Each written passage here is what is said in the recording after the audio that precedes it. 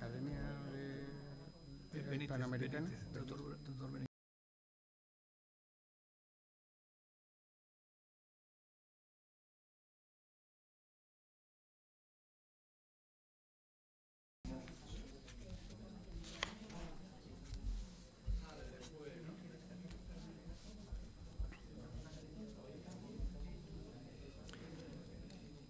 Se abre la sesión.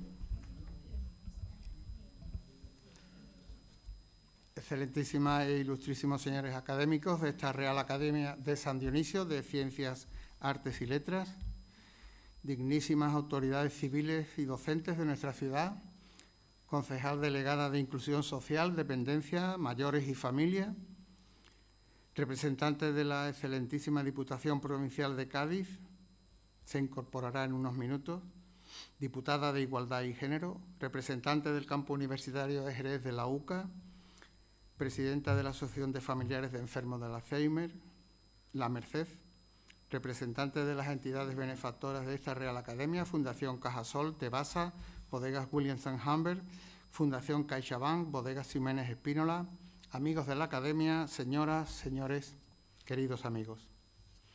Con la conferencia programada para el día de hoy, continuamos con la segunda ponencia del ciclo Medicina y Sociedad, ciclo clásico entre los que desde hace muchos años organiza nuestra Real Academia y que coordina el académico de número, ilustrísimo señor doctor don Juan Carlos Durán Alonso. La misma estará a cargo del ilustrísimo señor doctor don José Luis Cantero Lorente, doctor en neurociencias, catedrático de Fisiología de la Universidad Pablo de Olavide y académico correspondiente por Sevilla de esta Real Academia, bajo el título Biomarcadores para el diagnóstico temprano de la enfermedad del Alzheimer. Quiero saludar igualmente a nuestro compañero académico de la Academia de Medicina de Cádiz, doctor Benítez, bienvenido. Asimismo, me gustaría agradecer públicamente a la excelentísima Diputación de la provincia de Cádiz su generosidad para patrocinar en exclusiva este ciclo de conferencias, agradecimiento que hago extensivo a su presidenta, la excelentísima señora doña Almudena Martínez del Junco, quien lamentablemente no puede acompañarnos por problemas de agenda, y extensivo igualmente a la diputada de Igualdad y Género, ilustrísima señora doña Susana Sánchez Toro, que hoy nos honra con su presencia y se incorporará en unos minutos. Muchas gracias por este patrocinio tan significativo. A continuación, y para la preceptiva presentación del conferenciante, cedo la palabra al académico de número y vicepresidente de Letras, ilustrísimo señor don Francisco Antonio García Romero. Tiene la palabra. Concedida.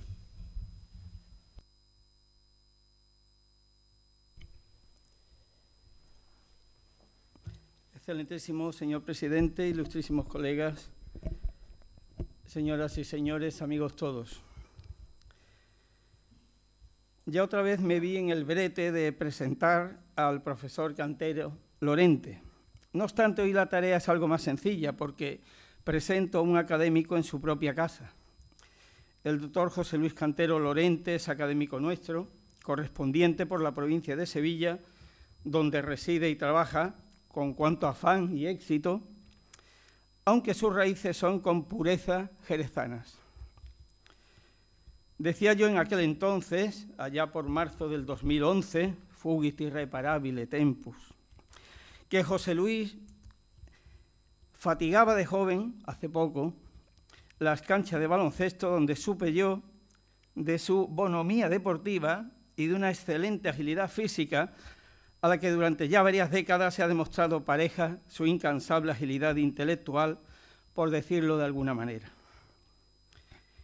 Y como arrimando el ascua a mi sardina, acabo de utilizar un latinajo que, aparte de tópico literario, suele leerse en meridianas solares y esferas de relojes, me serviré ahora de otro menos conocido, pero no menos certero, amicis quaelibet hora.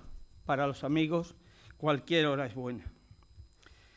Y buena es esta para presentar hoy torpemente al profesor Cantero, cuyos méritos en su labor como doctor en neurociencias por la Universidad de Sevilla y catedrático de Fisiología de la Universidad Pablo de Olavide exceden con mucho los minutos que pueda yo dedicarle y cuyos reconocidos logros en su campo de investigación son sobradamente conocidos y no necesitan de un pregonero de tan poca voz como yo.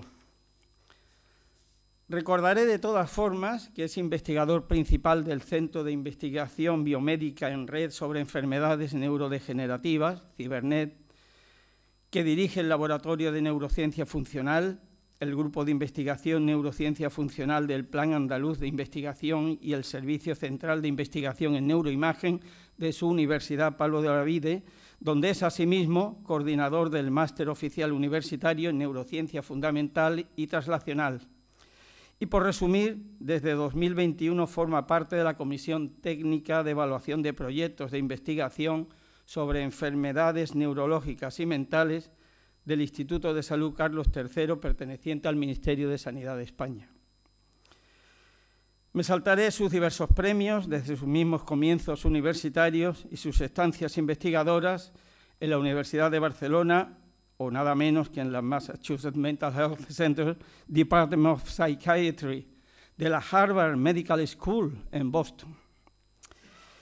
En estos años ha participado en 30 proyectos de investigación, 22 de ellos como investigador principal, financiados por la Unión Europea, Alzheimer's Association, Ministerio de Ciencia, Innovación y Universidades, Ministerio de Asuntos Económicos y Transformación Digital, Ministerio de Sanidad, proyectos de excelencia de la Junta de Andalucía, proyectos FEDER, Andalucía, Fundación General, CSIC y Fundación MAFRE.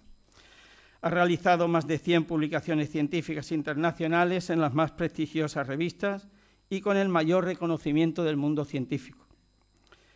En los últimos 22 años ha impartido clases de fisiología y neurobiología en los grados de Ciencias Ambientales y Biotecnología en la Universidad Pablo de Olavide y sobre la fisiopatología del envejecimiento y la enfermedad de Alzheimer en máster de Neurociencias, Biomedicina y Gerontología en muchas universidades españolas. Ha dirigido 10 tesis doctorales y otras 4 están actualmente en curso. Desde 2005, su línea de investigación se ha centrado en la detección temprana de la enfermedad de Alzheimer, basada en la combinación de biomarcadores moleculares y de imagen cerebral. La Real Academia nos dice que el que pone nombre a la enfermedad es Alzheimer, pero que nosotros digamos Alzheimer. Bueno, pues le hago caso a la Real Academia. Actualmente colabora con la Confederación Andaluza de Alzheimer, con FEAFA, promocionando el conocimiento científico sobre el uso de biomarcadores no invasivos para detectar las primeras lesiones cerebrales de la enfermedad. En fin, él, estoy seguro, perdonará mi falta de respeto por no hacer mayor hincapié en su inmenso currículum. Para acabar, añadiré solamente un detalle, 2, de algo que pude comprobar hace años. Una vez visité sus dominios, ese lugar en el que él y otros ilustres héroes de la investigación, la doctora Mercedes Atienza, que aquí nos acompaña, se baten diariamente en pro de los enfermos del cruel Alzheimer. Yo en mis cortas luces no saqué gran cosa de aquella visita, una visita guiada por los laboratorios universitarios, pero me fui con la seguridad de que allí se trabaja para y por todos nosotros, por y para toda la humanidad. Y también en mi simpleza entendí que los niños que duermen bien crecen más, por no sé qué misterio de las hormonas. Y entonces me tranquilicé al saber por qué mis alumnos y alumnas son tan grandes. Están todo el día dormidos. Perdonen ustedes la boutade, como dicen los franceses. Bienvenido, José Luis, a tu casa y a tu tribuna. Gracias.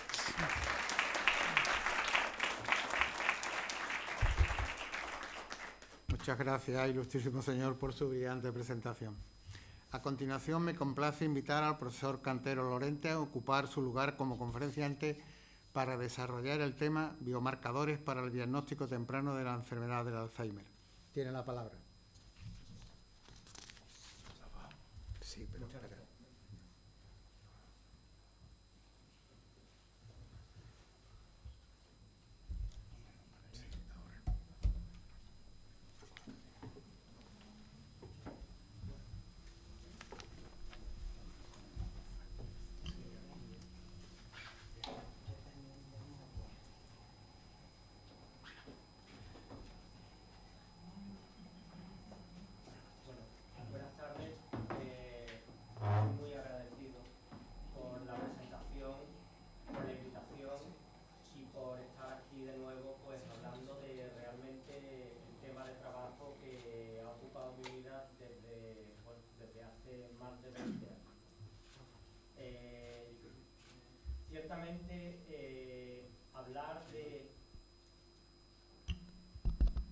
Ciertamente hablar de tu trabajo, digamos, es algo importante, te sientes reconfortado, pero hacerlo en la ciudad donde nací, pues realmente para mí es un honor.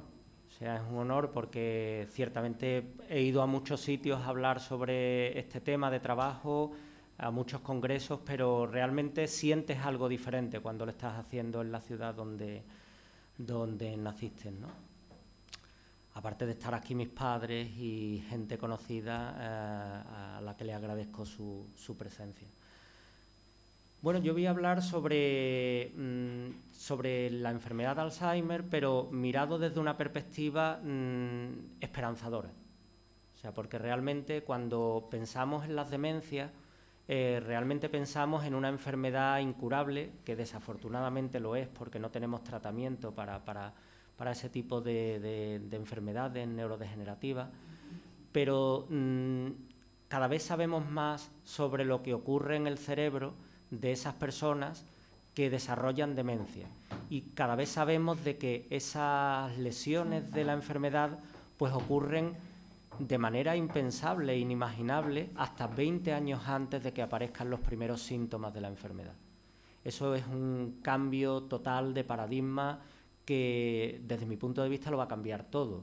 En la manera de prevenir, en la manera de manejar el deterioro cognitivo e incluso en la manera de afrontar los tratamientos.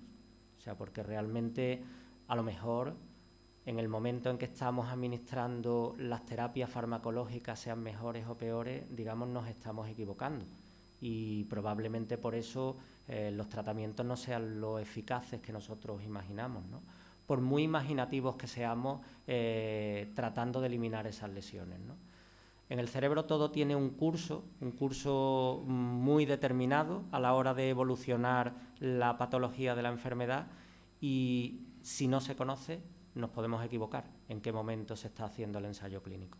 O sea, probablemente no tengamos malos fármacos, probablemente no estemos haciendo los ensayos clínicos en los momentos adecuados. Y todo eso son lecciones que nos va dando, digamos, la investigación, los avances clínicos en los últimos 20, 30, 40 años. Entonces, en el contexto en el que vamos a enmarcar esta conferencia, sí me gustaría explicar, porque hablamos de demencias, pero me gustaría definir qué son las demencias, ¿no? Para empezar a hablar sobre el tema e ir focalizando la charla, ¿no? Entonces,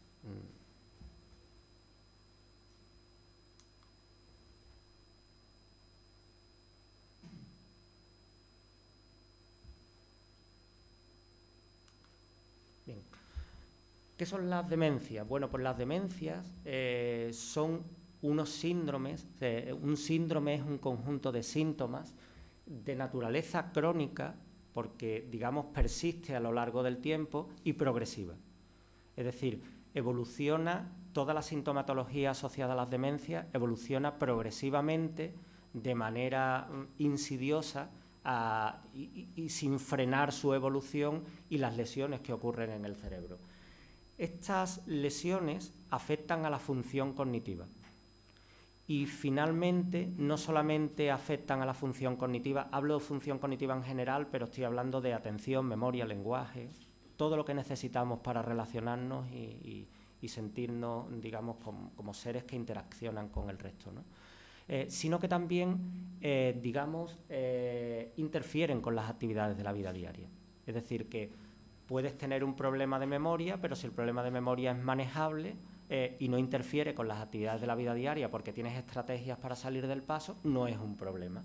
El problema de las demencias es que acaban siendo un problema porque no te permite desarrollar las actividades de la vida diaria. Y eso es realmente un problema en nuestra sociedad, porque ahí entonces estaríamos, digamos, planteándonos el tema de la dependencia. O sea, en el momento de que realmente ya las personas no pueden hacer las cosas que diariamente hacen de manera autónoma. Un concepto importante en las demencias es que, y que antes no teníamos en cuenta o no prestábamos atención, pero que los investigadores estamos muy centrados, es que tienen todas las demencias una fase silente. ¿Qué es una fase silente? Es una fase en la que el cerebro comienza a dañarse por esas lesiones que ocurren, pero el paciente no tiene síntomas. Y eso es un problema. ¿Por qué? Pues porque digamos que esas lesiones están haciendo mella en el cerebro y cuando miramos el cerebro de esos potenciales pacientes, están ahí, pero el paciente no lo sabe y por lo tanto no va al especialista. Con lo cual el tiempo va pasando y el tiempo juega en contra a la hora de hacer la detección temprana y de un tratamiento eficaz. Después hay otro tema importante y es la edad. Lo de la edad es un tema muy relevante porque en nuestra sociedad, que cada vez es más envejecida, cada vez la esperanza de vida es mayor, digamos, nos estamos enfrentando a una sociedad que quiere vivir más años, pero que no estamos manejando bien en qué situación vamos a llegar a esos 80, 85, 90 años. Entonces, claro, es un problema real, porque nos vamos a colar en muy poco tiempo, si no ya, nos vamos a colar con una población sumamente envejecida y el factor de riesgo para desarrollar demencia más importante es la edad. O sea, no hay otro factor de riesgo más importante que la edad para desarrollar una demencia del tipo que estamos hablando. De hecho, actualmente, son datos de hace pocos años, actualmente hay 55 millones de pacientes con demencia en el mundo. Estamos hablando de muchísimos pacientes con diversos tipos de demencia. O sea, no estoy hablando ahora mismo de la enfermedad de Alzheimer, sino con diversos tipos de demencia, al punto de que tenemos 10 millones nuevos de pacientes cada año. Eso es una barbaridad. O sea, si pensamos en unidades de demencia de los hospitales públicos, por ejemplo, eso es una barbaridad, es inmanejable completamente. Y ahí hay unas previsiones que asustan un poco a todo el que empieza a pensar en esos números, ¿no? Estamos hablando de 78 millones de pacientes con demencia en 2030 o duplicado casi, 139 millones en 2050. Yo esos números los veo viables, porque cada vez sabemos más y cada vez podemos diagnosticar mejor. Entonces, lo que antes no teníamos en consideración como que era una demencia, ahora sí podemos saberlo. Es decir, que el conocimiento nos está llevando a engrosar todavía más el número ese del que estamos hablando. O sea, que es un arma de doble filo, ¿no? Porque, por otra parte, no tenemos un tratamiento eficaz para afrontar esto. Después viene otro tema importante. No todas las demencias son neurodegenerativas. Hay demencias neurodegenerativas y demencias no neurodegenerativas. Las neurodegenerativas, y me interesa que, aunque esto es conceptual, pero me parece importante que lo conozcáis, las neurodegenerativas son aquellas cuyas lesiones que originan la demencia ocurren en el sistema nervioso. Y eso es importante, porque ahí entonces empezamos a ver cómo hay diferentes tipos de enfermedades neurodegenerativas o demencias neurodegenerativas. Y estamos hablando de la demencia tipo Alzheimer, estamos hablando de la demencia, la enfermedad de Parkinson, la enfermedad de Huntington, la demencia frontotemporal, la demencia de Pickwick. ¿Qué es lo que ocurre para qué? Porque claro, si recordamos lo que hablaba al principio, estamos hablando de que una demencia finalmente es un trastorno que afecta a la función cognitiva. Pero ¿qué diferencia una demencia de otra? El tipo de lesiones que ocurren en el cerebro. Por poner un ejemplo, en la demencia tipo Alzheimer está bien establecido que son dos tipos de lesiones: las placas de beta-amiloide y los ovillos neurofibrilares, que se les llama las dos proteinopatías porque finalmente lo que hay es una disfunción del funcionamiento de esas dos proteínas, la beta-amiloide y la tau. Bien, pero es que nos vamos al Parkinson y en el Parkinson es otro tipo de lesión. Mueren las neuronas dopaminérgicas, es decir, las células dopaminérgicas que hay en el cerebro mueren y las células dopaminérgicas participan activamente en el control del movimiento. Por eso los pacientes con Parkinson no controlan el temblor que tienen en los movimientos. Y esa muerte dopaminérgica hace que el paciente no tenga pérdidas de memoria, pero tenga problemas para controlar su movimiento. O, por ejemplo, la demencia frontotemporal, en donde hay lesiones en el cerebro que se ven afectadas por la proteína tau.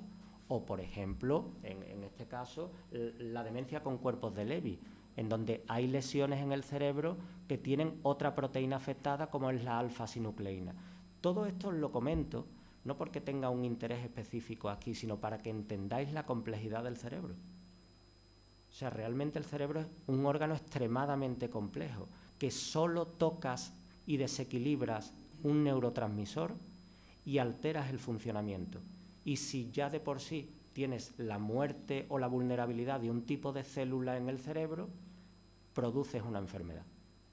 Entonces, de ahí la diversidad tan grande de demencias neurodegenerativas. Y después están las no neurodegenerativas, como por ejemplo enfermedades que, digamos, pueden ser causadas por una infección o por cualquier otro elemento extraño o por un accidente cerebrovascular que podrían producir deterioro cognitivo, similar al de una demencia neurodegenerativa, pero su causa fue otra.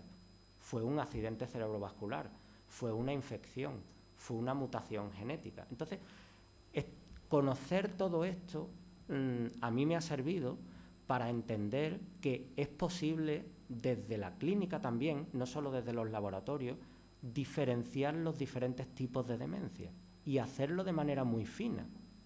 Y para hacerlo de manera tan fina hay que acudir a una serie de herramientas que los investigadores conocemos bien, que se llaman biomarcadores.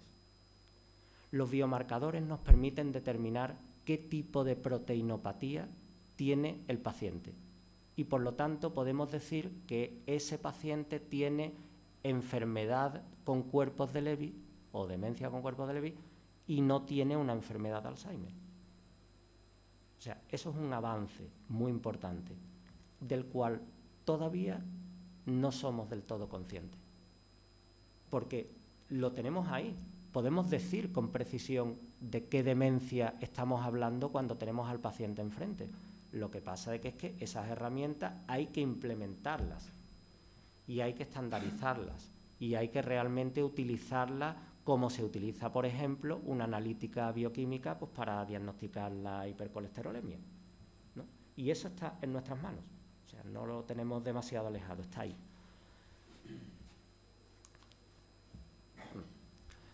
Yo no voy a hablar de quién descubrió la enfermedad de Alzheimer porque me consta de que Roberto Suárez lo hizo hace una semana o dos, hace 2 semanas, ¿no? Pero como científico sí quiero poner de relieve un aspecto importante.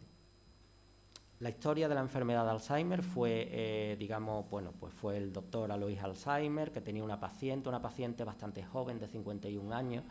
Me recuerda a los pacientes que nosotros tenemos en el laboratorio ahora mismo. Uno piensa en la enfermedad de Alzheimer de 80 años, las personas de 85, de 90... No. Mis pacientes son de 55, de 53, de 57. Son los que llaman con la preocupación de la enfermedad y que con biomarcadores vemos que tienen la enfermedad. Lo que pasa es que no tienen síntomas. Me interesa resaltar lo de cómo se descubrió la enfermedad de Alzheimer porque a mí siempre me ha llamado la atención un detalle. En la época en que se descubrió o el que se describió las lesiones de la enfermedad de Alzheimer. Eso fue Alois Alzheimer, que era un neuropsiquiatra en el Hospital Psiquiátrico de Frankfurt, que estaba allí trabajando y le llegó una paciente y la paciente, pues digamos, muy joven, con 51 años, pues digamos que estaba como muy deteriorada y las alteraciones, el deterioro cognitivo evolucionaba muy rápidamente. De hecho, en 5 o 6 años la pobre pues falleció. Pero él era un psiquiatra. ¿Cómo un psiquiatra va a mirar al microscopio el cerebro de una paciente? O sea, yo eso siempre me lo he planteado. Es que no me lo imagino en nuestro contexto. ¿Por qué un psiquiatra le va a dar por mirar el cerebro de una paciente? Y siempre, como científico, me doy cuenta de que la clave está en las personas que te rodean. En aquel momento había 2 personas claves. Estaba, por una parte, Emil Kraepelin, que es el padre de la psiquiatría biológica moderna. Es decir, parece una tontería, ¿no? Pero fue el que estableció la relación entre un síntoma psiquiátrico y una lesión en el cerebro. Esa cosa que parece tan evidente, hombre, pues si tienes alucinaciones o estás delirando, tienes que tener una enfermedad mental. ¿Y eso tiene algún correlato en el cerebro? Ese fue el que se lo planteó por primera vez.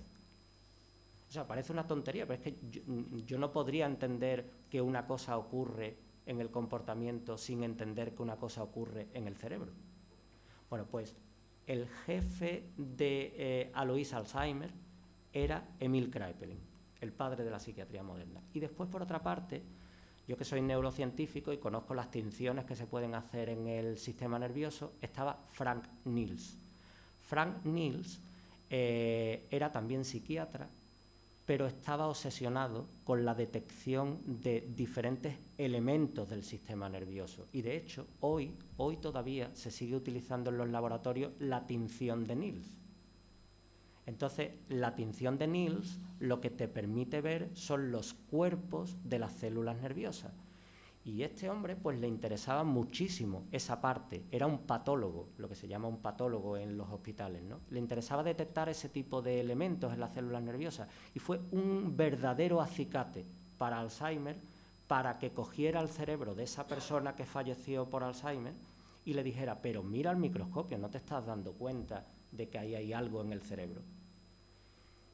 Y él, con la tinción que había en aquel momento, que es la tinción de plata de Bielczewski, que se sigue utilizando todavía, lo que vio fueron proteínas mal plegadas y agregados de proteínas.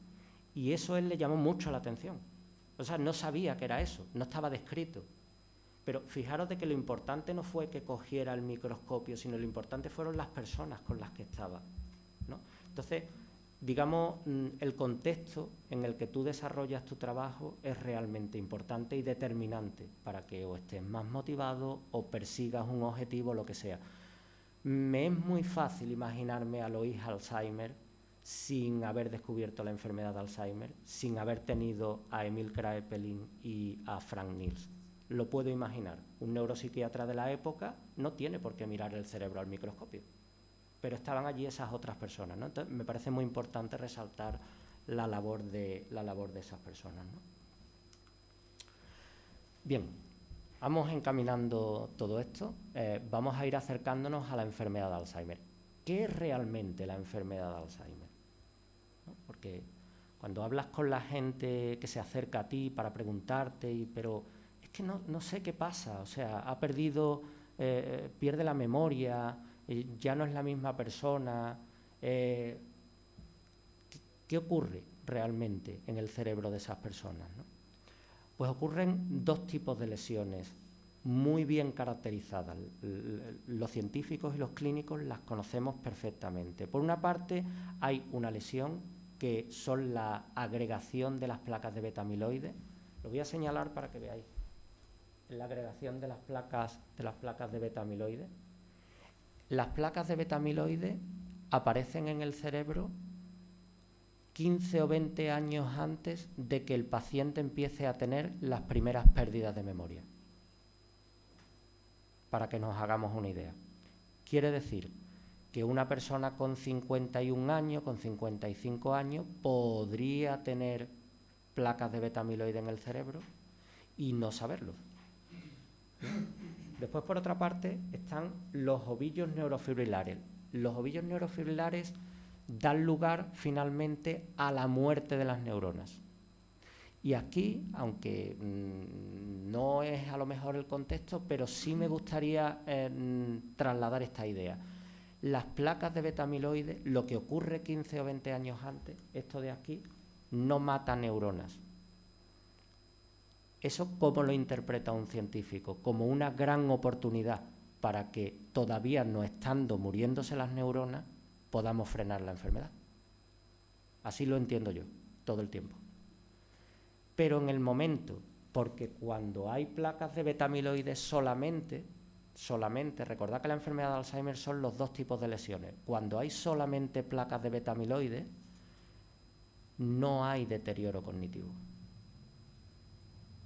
Es decir, que ahí el paciente no muestra síntomas y por lo tanto es muy probable de que se pueda aproximar una terapia para eliminar el beta-amiloide del cerebro antes de que empiecen a aparecer los ovillos neurofibrilares, que son los que verdaderamente matan a las neuronas. Y entonces, al matar las neuronas, en ese momento empieza el deterioro cognitivo progresivo. Es decir, que, tal como yo lo interpreto, es una cuestión de conocer el curso temporal de la enfermedad. Si uno lo conoce bien y realmente sabe sabe cómo funciona, pues habrá pacientes que se les puede identificar de manera temprana y esos posibles tratamientos que pudieran aparecer en el futuro, junto con otro tipo de estrategias no farmacológicas, nos podrán ayudar a prevenir y manejar el deterioro cognitivo. Eso es un mundo que yo considero que es real. Lo que pasa es que todos tenemos que remar en la misma dirección para implementarlo. Porque si nos paramos a pensar de que vamos a curar la enfermedad de Alzheimer con el paciente ya con deterioro cognitivo, es decir, con muerte neuronal, eso no lo vamos a conseguir.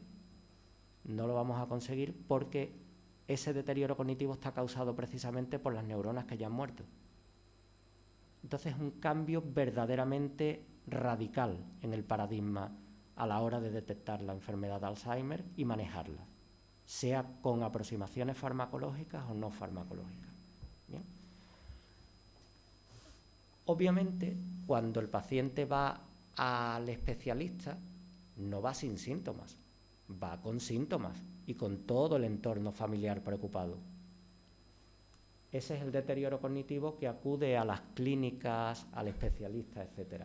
Y cuando el paciente se le hace una resonancia magnética para ver cómo tiene su cerebro, pues ahí ya hay una resonancia magnética en donde veis estos huecos que se ven aquí, estas cosas negras que se ven aquí, ya eso es señal de muerte neuronal en regiones que controlan la memoria. O, por ejemplo, este hueco negro que hay aquí, eso es que falta materia gris en una estructura que se llama hipocampo, que participa en la formación y consolidación de la memoria. Si no hay neuronas ahí, no hay funcionalidad de la memoria para que tú la puedas desarrollar en los siguientes días. Y entonces tienes todas esas pérdidas de memoria de las que tan características de la enfermedad de Alzheimer. No me voy a detener en la patología de la enfermedad porque creo que no es el sitio, ¿no? Pero la patología de la enfermedad, digamos, está bien descrita. O sea, sabemos cómo evoluciona, cómo se va generando en el cerebro. Ahora lo que necesitamos es detectar esa patología sin que detectarla en la población general. Eso para mí es muy relevante. Necesitaríamos tener un plan de prevención de deterioro cognitivo que se extendiera a la población general, sobre todo porque de esa manera podríamos de alguna manera detectar casos de manera muy temprana y poner estrategias al servicio del paciente. En el momento de que realmente el paciente tenga deterioro cognitivo ya muy evidente, ahí no podremos hacer demasiado, ¿no? Entonces no me voy a detener en la patología de la enfermedad, pero sí me gustaría que os quedarais con la idea de que las placas de beta-amiloide, digamos, aparecen en el cerebro como 15 o 20 años antes de que aparezcan los primeros síntomas de pérdidas de memoria. Y eso es una oportunidad para el diagnóstico temprano y su tratamiento.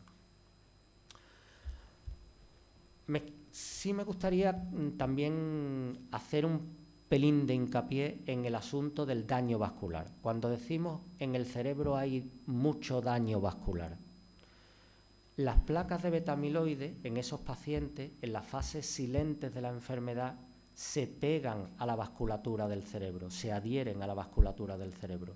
Y al pasar la sangre por esos vasos sanguíneos están muy rígidos, se fragmentan y producen pequeños microinfartos.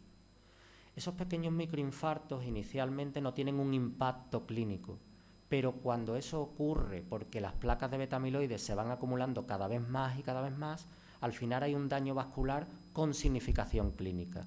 Y ahí entonces todo se va complicando. Es como una especie de rueda que, digamos, cada vez se va haciendo más grande y va, digamos, alterando más procesos en el cerebro.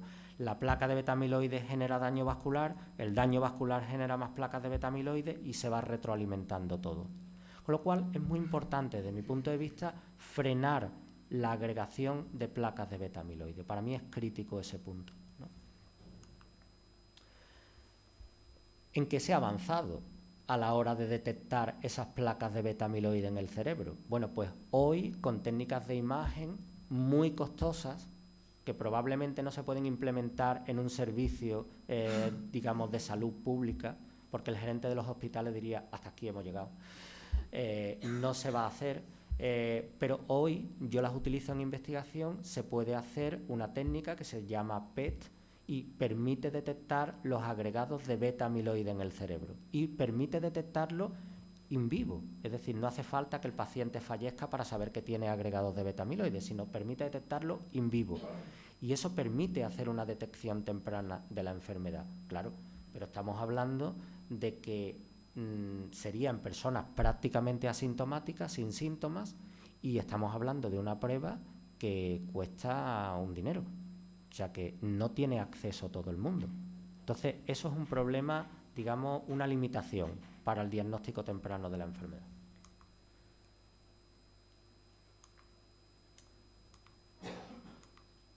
Bien, la otra parte de la enfermedad de Alzheimer que os estaba comentando, estaban las placas de beta-amiloide y los ovillos neurofibrilares. Los ovillos neurofibrilares, digamos, ocurren por un mal funcionamiento de una proteína que se llama tau. De manera normal, en condiciones fisiológicas normales, la proteína tau tiene sus funciones en el cerebro, pero cuando esa proteína empieza a funcionar inadecuadamente, un proceso que se llama hiperfosforilación, lo que ocurre es que la proteína tau empieza a propagarse de una neurona a otra y empieza a alterar su funcionamiento y a morirse. O sea, se van muriendo neuronas. Esa muerte neuronal, este ovillo que vemos aquí, que es un agregado de proteína tau, es el resultado de una neurona muerta o un fragmento de neurona que está por ahí ya en el espacio extracelular y señaliza de que la neurona va a morir. Es cuestión de tiempo, ¿no? Realmente, en esta fase, cuando la neurona está muriendo, es cuando realmente se están aplicando los tratamientos para la enfermedad actualmente. Es decir, cuando el clínico ve en la resonancia magnética que el patrón de atrofias es de tal calibre y el deterioro cognitivo, digamos, ya es significativo, y entonces dice, este señor o esta señora cumple los criterios clínicos para tener el diagnóstico de enfermedad de Alzheimer. Ahí el fármaco no va a hacer casi nada. Por definición, porque no vamos a poder frenar un deterioro cognitivo que está causado por la muerte neuronal que ya no podemos restituir.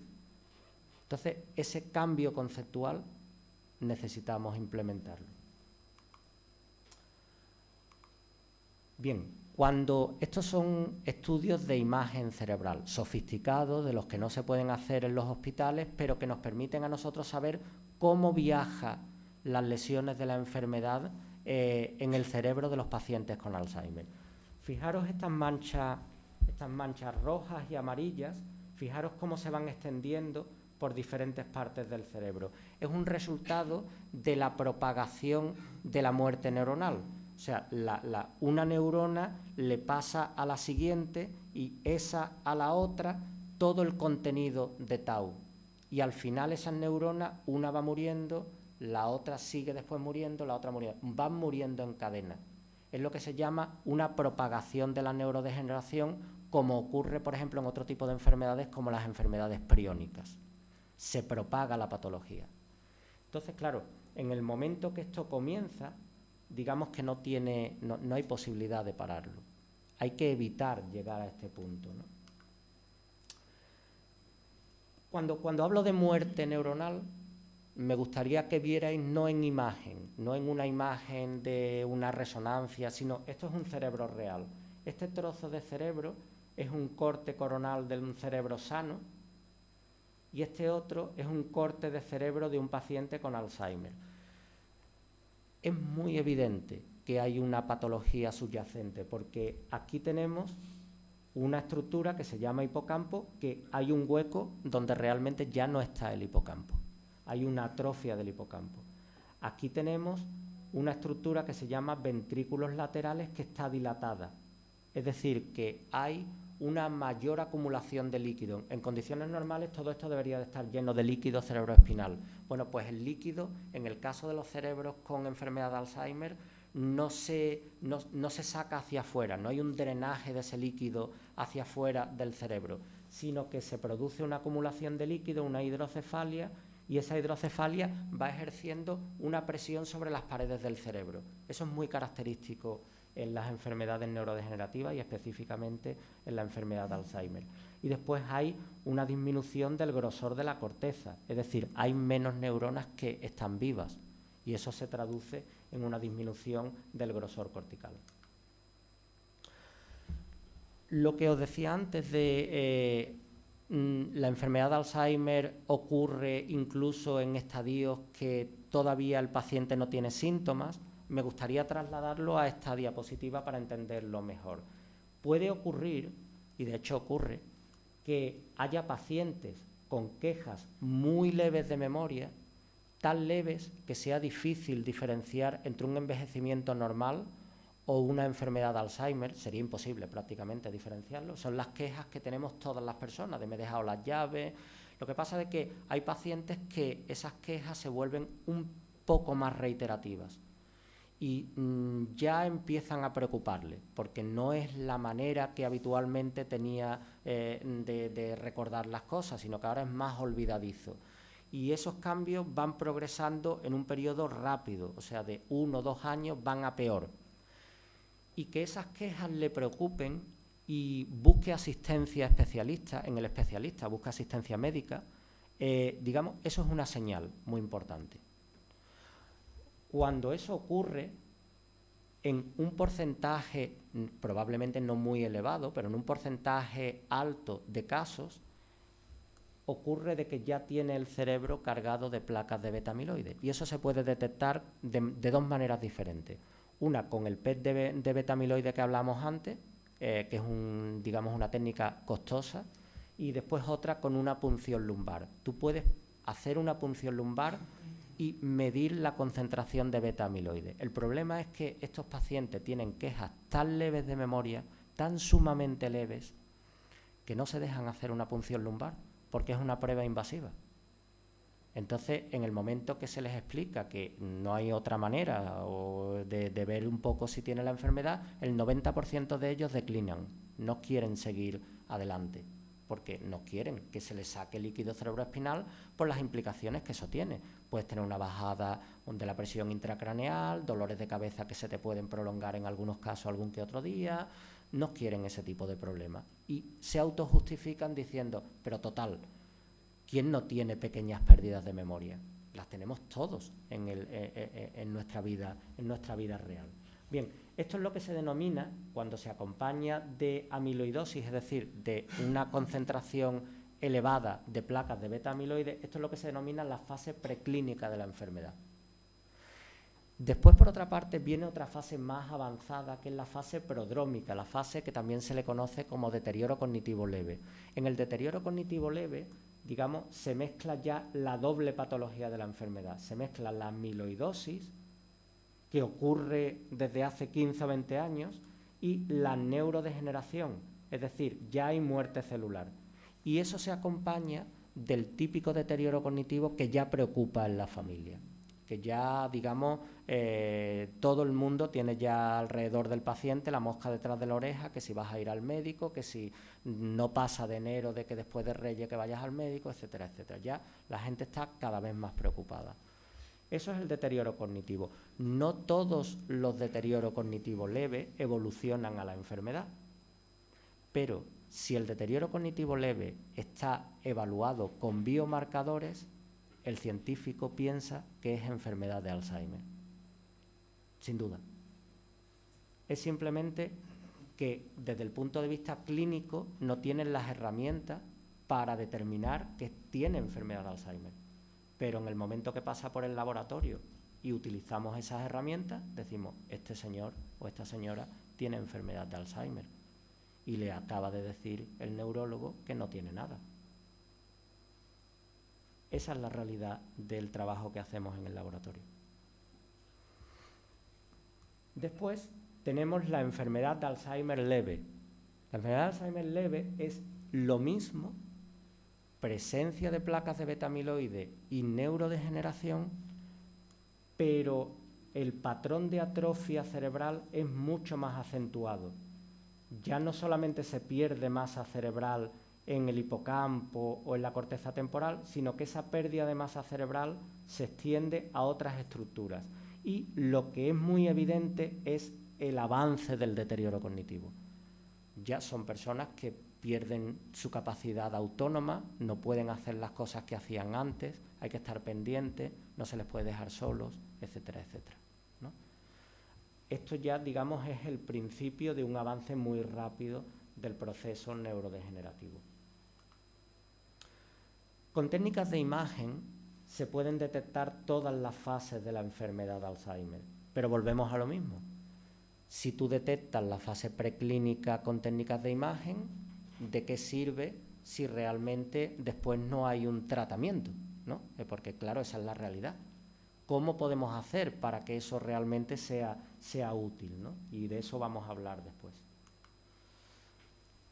Ahora sí me gustaría que comentáramos, pues claro, esto parece algo imposible de parar, por llamarlo de alguna manera, pero si empiezas a mirar los factores de riesgo, porque para desarrollar enfermedad de Alzheimer hay factores de riesgo y es importante que la población los conozca. O sea, yo no concibo que yo tenga toda esta información que os estoy contando y no la conozcan a nivel poblacional, digamos.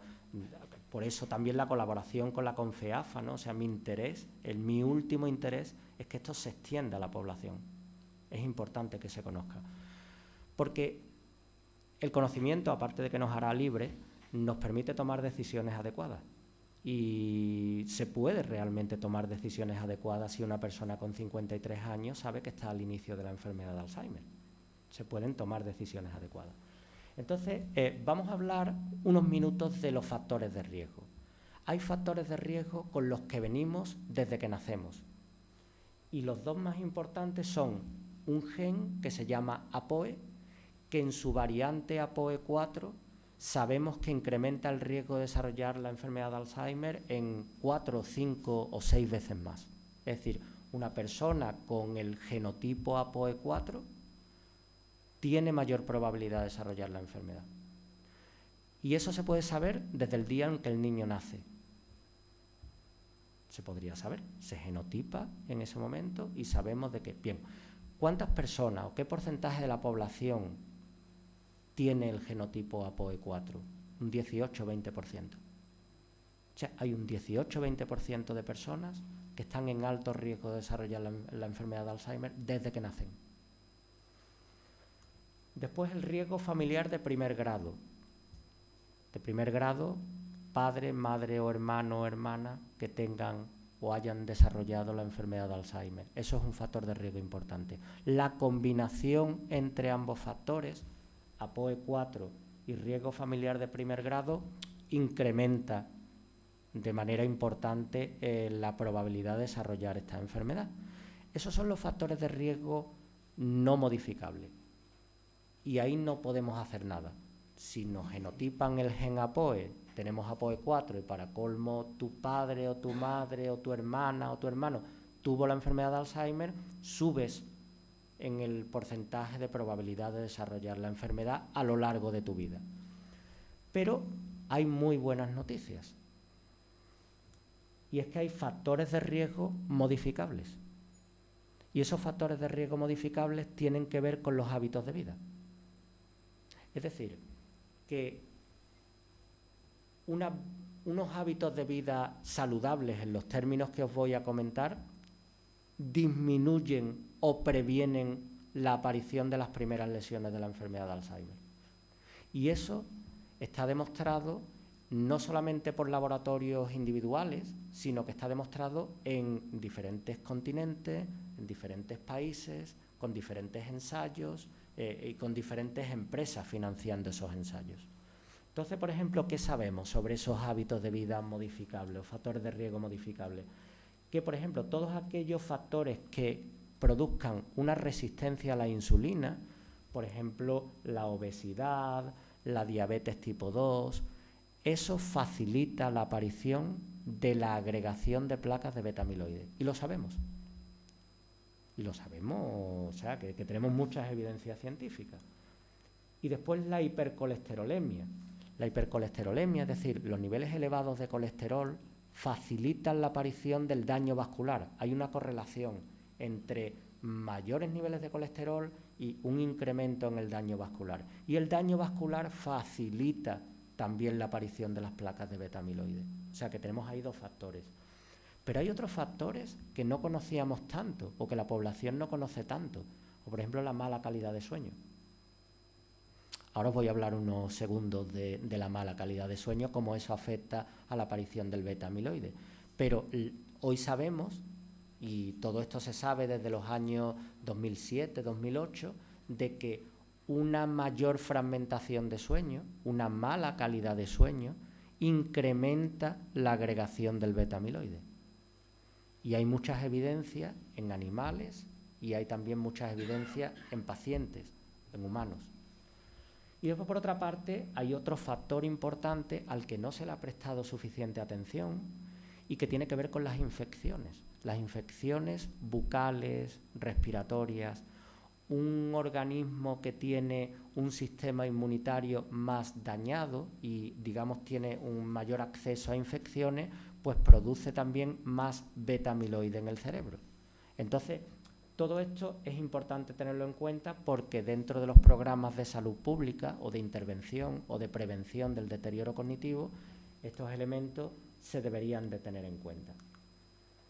Esto es simplemente una figura para mostraros de que las personas que son portadoras del genotipo APOE4, digamos, desarrollan la enfermedad a lo largo de un periodo de 6 años, desarrollan la enfermedad más rápidamente. Simplemente una evidencia que se conoce desde hace muchos años, desde los años 95, 96 empezaron a salir los primeros estudios que demuestran de que esas personas pues, están en mayor riesgo, ¿no?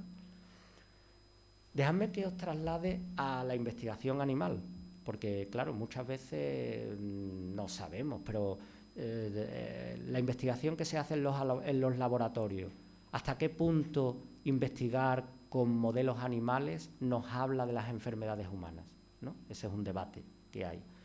Y lo mejor es, digamos, investigar en humanos, porque finalmente las enfermedades las tienen los humanos. Pero muchas veces no es posible conocer los mecanismos moleculares de las enfermedades y necesitamos modelos animales que repliquen esa enfermedad con el objetivo de entender cómo se va avanzando, cómo va evolucionando esa enfermedad.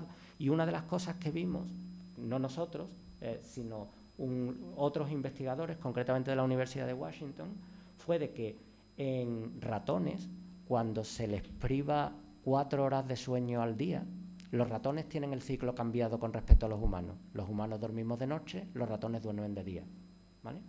Bueno, pues cuando le privas de sueño 4 horas al ratón durante un par de meses, el ratón vive 24 meses aproximadamente, un par de años. Eso es la vida media de un ratón. Pues cuando le privas de sueño 4 horas al día durante 2 meses, genera la enfermedad de Alzheimer. Todos nos quedamos en shock. O sea, no entendíamos. O sea, estaba reproduciendo el inicio de la enfermedad de Alzheimer, privando de sueño al ratón. Entonces, claro, eso abrió otro campo de investigación en relación con las alteraciones del sueño y el inicio de la enfermedad de Alzheimer en pacientes. Y ahí hicimos nosotros algunos estudios en el laboratorio y observamos que las personas con deterioro cognitivo leve, esas personas que sí van al especialista porque les preocupa sus problemas de memoria, esas personas les registramos la actividad cerebral durante el sueño en el laboratorio y observamos de que tenían menos cantidad de sueño REM, que es una fase del sueño que tenemos los mamíferos, los humanos y otro tipo de animales, los mamíferos, y después también tenían una mayor fragmentación del sueño. ¿Qué es la fragmentación del sueño? Que el sueño es menos continuo, se despiertan más frecuentemente, ¿no? Y eso era muy evidente. Entonces, claro, hay una relación entre la calidad del sueño y la aparición de la patología de la enfermedad, la patología inicial de la enfermedad de Alzheimer. Eso es importante, porque existe la posibilidad de implementar programas de higiene de sueño en la población. Hay gente que no sabe que la luz violeta interfiere con el sueño. Hay gente que no sabe que no debe de hacer ejercicio antes de acostarse, porque eso cambia la temperatura del cerebro y altera, digamos, la conciliación del sueño.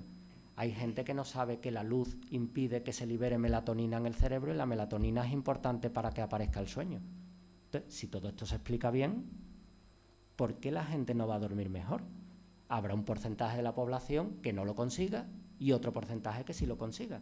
Y aquellos que lo consigan tendrán menos probabilidad de desarrollar el inicio de la enfermedad de Alzheimer. O sea que, digamos que se pueden hacer cosas.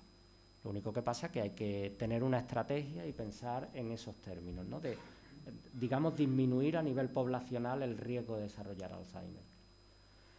Bien, y en este punto llega la actividad de laboratorios como el mío, ¿no? O sea, ¿qué hacemos nosotros para identificar de manera temprana la enfermedad de Alzheimer?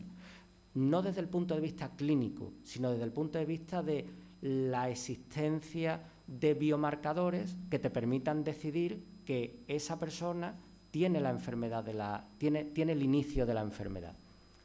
Y ahí realmente tenemos que trabajar, si queremos implementar esto a nivel de la población general, tenemos que trabajar no con pruebas caras y difíciles de acceder.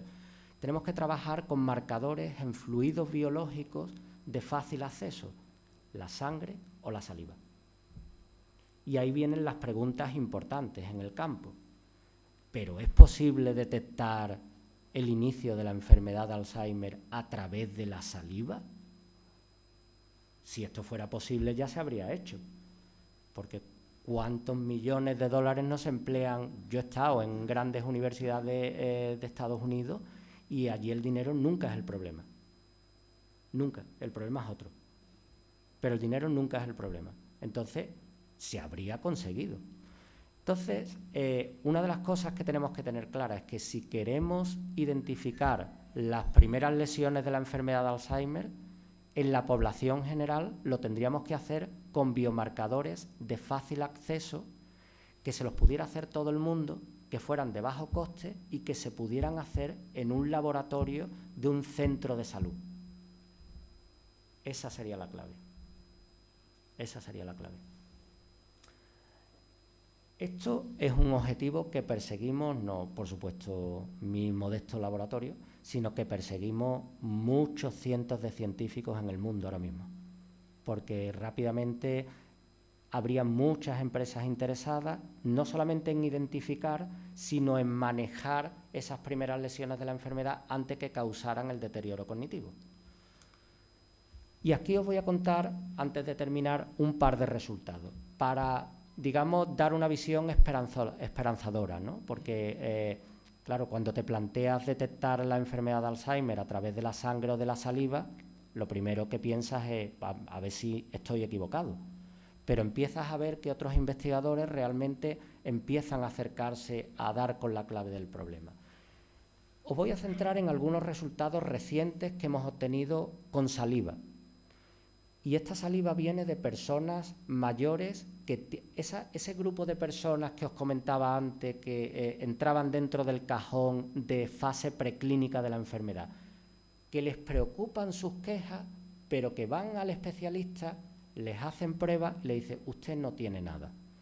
Pero nosotros le hacemos más pruebas y tiene el inicio de la enfermedad de Alzheimer, ¿vale? Vamos a situarnos en ese contexto. Y entonces, ese señor o esa señora entra dentro de la categoría de fase preclínica de la enfermedad. Bien, pues en ese contexto hemos hecho estos experimentos con saliva. Y lo que nosotros observamos es que los niveles de una proteína que tenemos todos en la saliva, que se llama lactoferrina, es una proteína que, digamos, permite al organismo luchar contra cualquier infección en la cavidad bucal. O sea, cuando empezamos a tener una infección o hay una bacteria que se intenta alojar en la boca o colonizarse y estar ahí mucho tiempo, la lactoferrina lucha contra esa bacteria y la cancela. Bien, pues lo que observamos es que las personas mayores con quejas de memoria que tienen niveles más bajos de lactoferrina tienen más beta-amiloide. Esta mancha amarilla, naranja que veis ahí son placas de beta-amiloide en el cerebro. Eso es relevante, desde mi punto de vista, porque, vamos a ver, los planes de salud dental, la higiene dental, eso es algo que a lo mejor no se había relacionado hace años con la enfermedad de Alzheimer ni con enfermedades neurodegenerativas, pero a lo mejor implementarlo dentro de los planes de envejecimiento saludable no es una mala idea. Podríamos tener una mayor salud bucodental y eso a lo mejor indirectamente en un porcentaje de casos disminuiría la probabilidad de incrementar las lesiones iniciales de la enfermedad de Alzheimer. Os podría hablar un poco más de por qué la lactoferrina está relacionada con las placas de beta-amiloide, pero no me quiero extender. Lo que sí os digo es que cuando las infecciones que puede haber en la boca, digamos, se mantienen en el tiempo durante un número largo de años, eso al final no se queda solamente en la boca, cruza una barrera que separa al cerebro del resto del organismo que se llama barrera hematoencefálica. Esas infecciones cruzan hacia el cerebro y lo que se observa en animales que se les infecta con infecciones parecidas a los humanos es que esas infecciones están en el mismo sitio que las lesiones de la enfermedad de Alzheimer. O sea, que colocalizan con las primeras placas de la enfermedad. Es relevante. Lo que pasa es que este conocimiento pues no se tiene y es importante que la gente lo conozca. Otra cosa que hemos visto, esto es un estudio reciente, que todavía no está aceptado para publicación, pero está ahí. Otra cosa que hemos visto es que hay un componente de la célula que se llama ADN mitocondrial, que también aparece en saliva, es decir, que lo podemos medir de manera relativamente fácil en saliva, que no solamente predice la aparición de beta-amiloide en estas personas con quejas leves de memoria, sino que además predice también la aparición de fosfotau, es decir, las lesiones que matan a las neuronas. O sea que desde la saliva, midiendo los niveles de ADN mitocondrial, desde la saliva, midiendo eso, podemos detectar o podemos monitorizar cómo va creciendo el beta-amiloide en el cerebro y cómo va creciendo la patología de tau en el cerebro. Las dos patas de la enfermedad de Alzheimer. Es relevante porque es la saliva. O sea que realmente es posible detectar a partir de la saliva determinados elementos que pueden tener que ver con las lesiones de la enfermedad de Alzheimer.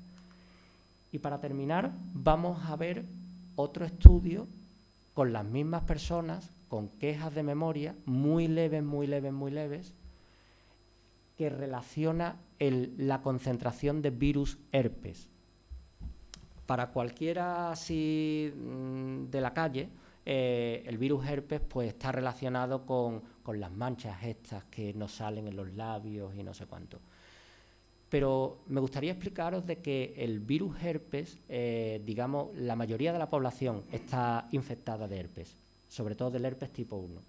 Y eso ocurre desde que nacemos, en contacto con la madre, pues se produce una infección y ese virus herpes se queda latente en el organismo.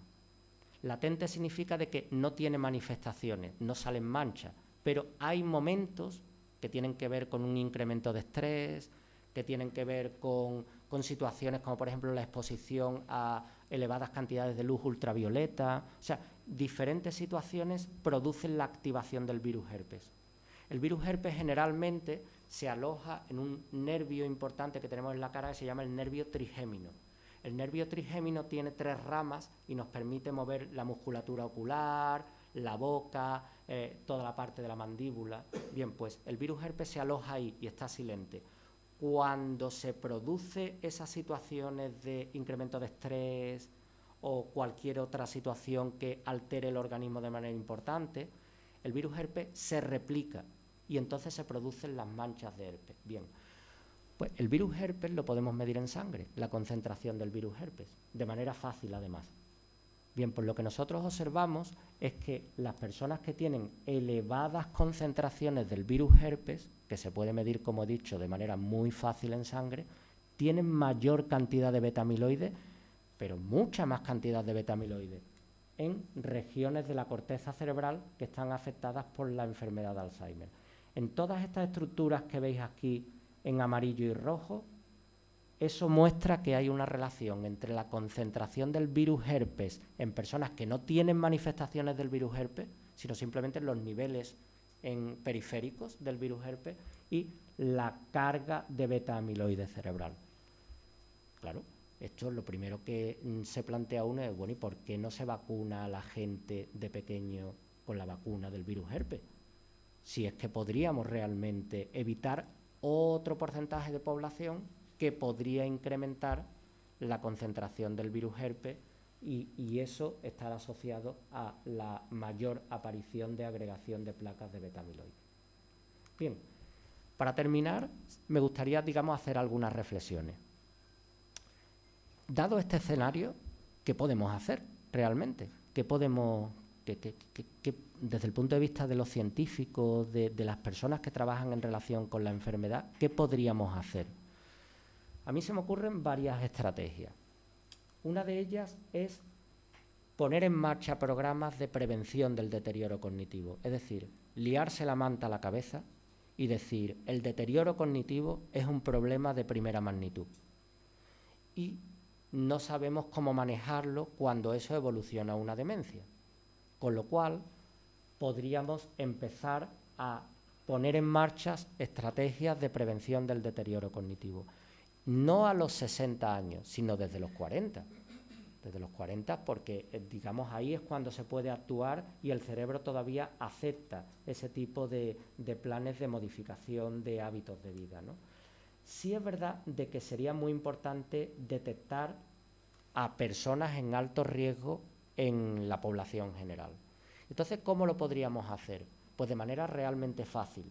Te vas a las bases de datos del SAS, digo SAS porque estamos aquí y detectas a aquellas personas que tienen familiares, que han tenido familiares de primer grado con enfermedad de Alzheimer y detectas a ese grupo.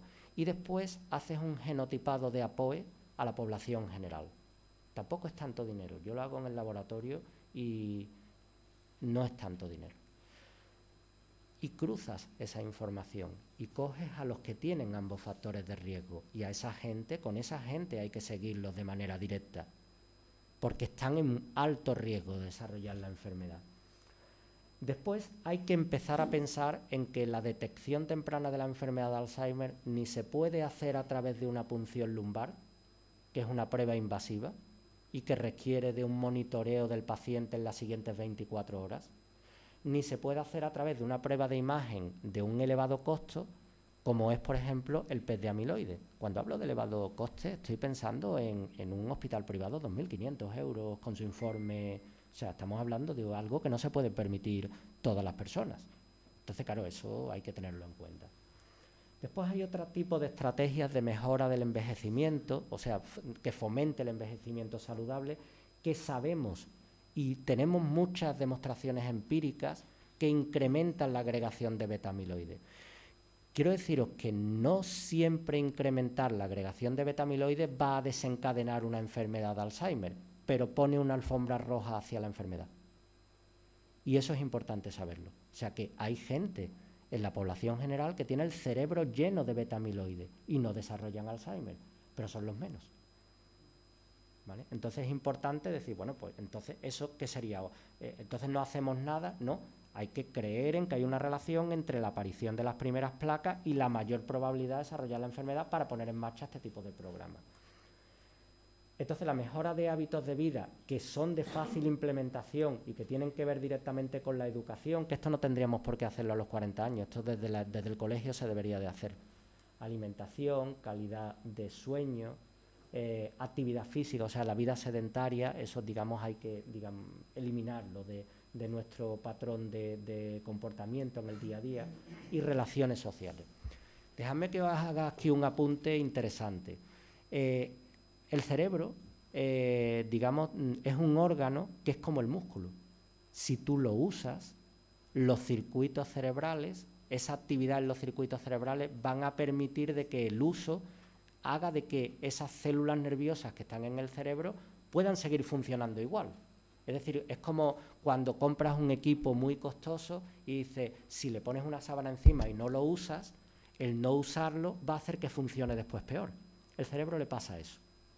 O sea que, llegado a una edad, si tú no interaccionas, si tú no hablas, si tú no haces actividades en donde te permita recordar, porque muchas veces hablar implica la activación de muchas funciones en el cerebro. O sea, hablar con alguien, hablar con un vecino, implica funciones que tienen que ver con el lenguaje, funciones que tienen que ver con recordar algo que pasó, funciones que con lo que me dijo, ¿te acuerdas cuando estuvo aquí? Activas áreas de la memoria.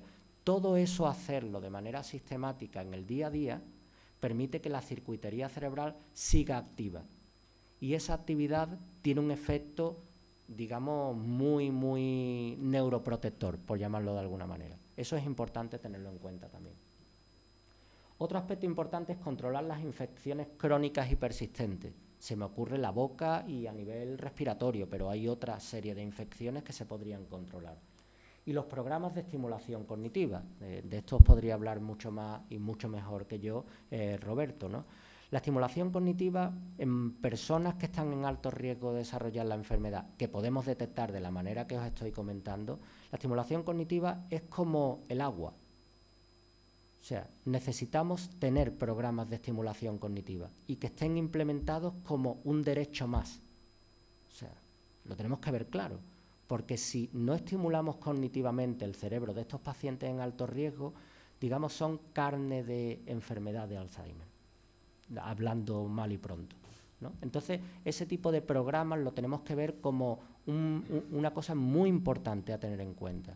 Y ahí, por ejemplo, la CONFEAFA, digamos, está haciendo una labor excelente. O sea, la CONFEAFA, con sus asociaciones de familiares de Alzheimer a lo largo de todo el territorio de Andalucía, es sorprendente. O sea, yo el otro día tuve el honor de estar en el Congreso Andaluz de Alzheimer y me di cuenta la cohesión tan importante que tiene esta confederación para manejar a todas las asociaciones y poner a punto planes de estimulación cognitiva, estar certificados, o sea, siempre buscan la mejora. Realmente, o sea, yo lo entiendo como una profesionalización realmente de las asociaciones de familiares. O sea, ya no es que hay una asociación en Castilblanco de los Arroyos que hay 40 pacientes con enfermedad de Alzheimer, sino que usted tiene que saber qué hacer con esos pacientes, y haber un programa estandarizado y unos objetivos a conseguir.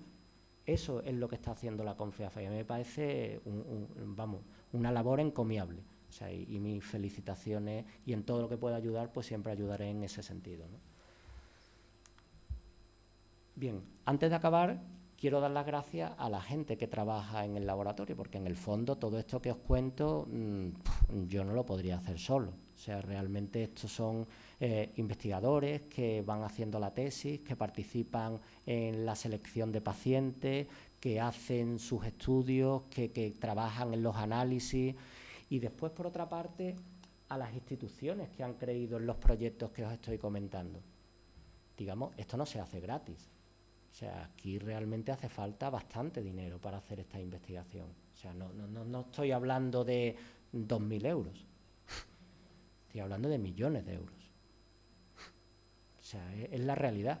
O sea, mejorar la calidad de vida del ciudadano cuesta mucho dinero, pero la ignorancia es mucho más cara. Y es muy importante saberlo. O sea, que siempre poner dinero para la ciencia es realmente apostar por una mejora en la calidad de vida, no solo de los pacientes, sino la calidad de vida de la humanidad en general, si me apuráis, ¿no? Entonces, digamos, hay toda una serie de instituciones que han creído en estos proyectos y a las cuales estoy especialmente agradecido. Y también a vosotros por haber estado escuchando todo esto que os he comentado. Espero que sea de utilidad, os haya interesado. Muchas gracias.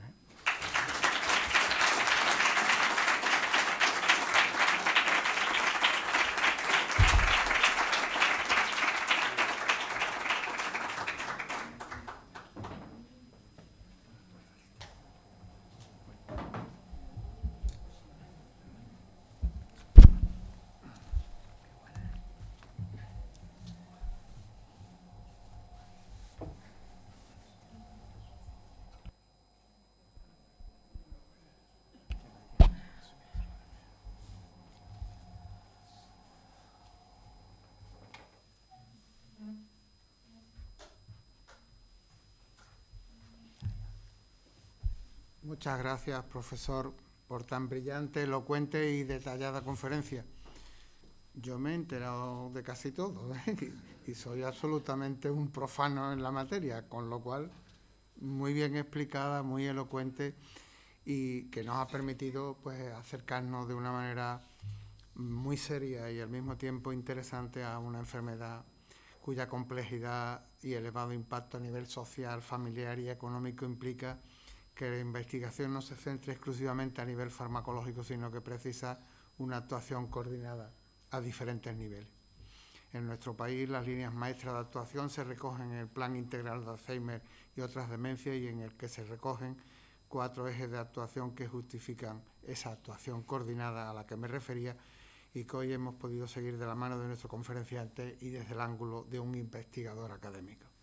Muchas gracias de nuevo, doctor, por la divulgación en esta sede académica de una conferencia tan elocuente y brillante sobre esta enfermedad también tan relevante y necesitada de respaldo, tanto a nivel internacional como en nuestro país, de las autoridades sanitarias. Muchas gracias igualmente a las autoridades que nos acompañan, a la presidenta de la Asociación de Familiares de Enfermos de Alzheimer, la Merced, a todos los académicos, benefactores, amigos de la academia, académicos, en este caso de la hermana Academia de Medicina de Cádiz, y a los asistentes que hoy nos honran con su presencia, especialmente a la diputada Susana Sánchez Toro, representante de la Diputación Provincial de Cádiz, que patrocina este ciclo de conferencias, y les emplazo para el próximo día, martes 26 del presente mes de noviembre, para asistir a la tercera conferencia del ciclo Medicina y Sociedad, que estará a cargo de doña Alejandra Guerra Castellano, licenciada en Bioquímica y doctora en Biología Molecular y Biomedicina, bajo el título Ciencia de Frontera, Innovación Médica desde el Laboratorio. La presentará a cargo de este presidente que les habla. Sin más consideraciones, se levanta la sesión. Muchas gracias a todos.